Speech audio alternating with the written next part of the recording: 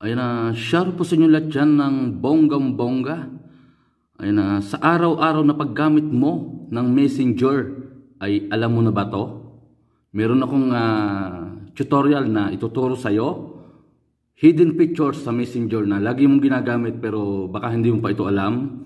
Pero bago natin simulan ng ating tutorial, ay ako po muna ay nagpapasalamat po sa walang sawang sumusuporta ng aking channel. Maraming salamat. At shoutout ng bonggang-bongga sa ating mga members, mga super chatters, at sa aking, syempre sa aking tatlong nagagandahang co-host kapag ako'y nagla-live. Miss Conchita Rachel Mingarin, Cordapia Carms Ubandos Kitchen, and the last but not the least, Ayang Farpol Official. Ayun na, alam nyo ba na minsan sa mga emoji ay doon natin na ipahiwatig ang ating mga nararamdaman. Tama ba? So, doon tayo sa emoji. Ito, ituturo ko sa inyo kung paano ang karagdagang kaalaman about sa Messenger. Hidden pictures sa Messenger na baka hindi mo pa alam. So, panoorin mo na to at wag na magpatumpik-tumpik pa. Ayun na, sa Timbagol nga pala, shoutout sa Timbagol ha. Ito, wag na natin patagalin, simulan na natin.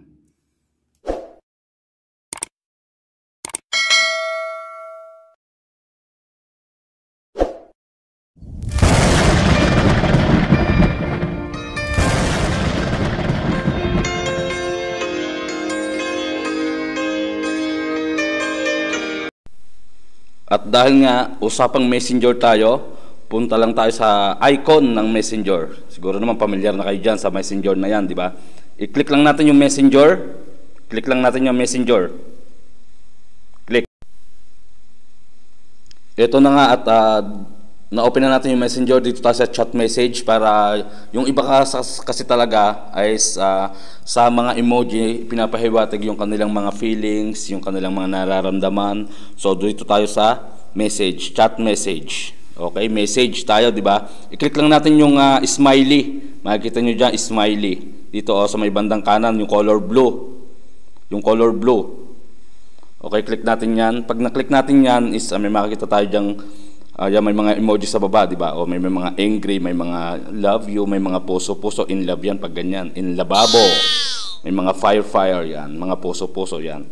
So, dito may makikita ka dyang star, may smile, may naka-shade, may parang message, may GIF. Ito, yung parang volume sa may bandang kanan. Yung parang volume sa may bandang kanan, i-click nyo lang yan, click nyo. Ito, yan. Ito dagdag na naman sa ating kaalaman ngayong araw na to. Yan. Itong mga ko na to, may mga emoji siya pero may sounds. For example, i-click natin to. Oh, di ba? May sound siya, may sounds. Ito. Oh, di ba? May makita ka diyan send. Pag sinend nyo yan, do sa pinagsendan nyo, yan ang maririnig niya. Emoji na may sounds. I-send natin. Yan, nasend na natin. At pag nasend nila, is ganyan na ganyan ang kanilang marireceive. Dahil nga sa hindi pare-pareho yung brand ng ating mga cellphone, kapag hindi nyo agad siya makita, yung pinaka-emoji na may volume, ganito, di ba? Star, yung ganyan lang ang lumabalabas sa inyong screen. Star, smiley, shade, tsaka yung parang emoji GIF. Ipa-slant nyo lang siyang pa-slide, yan o. Nakatago lang siya, naka-hide. Kaya nga hidden pictures. Magkakaiba tayo ng cellphone, hindi pare-parehas, syempre magkakaiba din yung settings. Kung ano yung ginawa ko doon sa kanina, sa unang pinakita ko sa inyo, ganun din dito. I-click nyo lang siya, ganun din ng mga emoji niya. Parehas lang yan.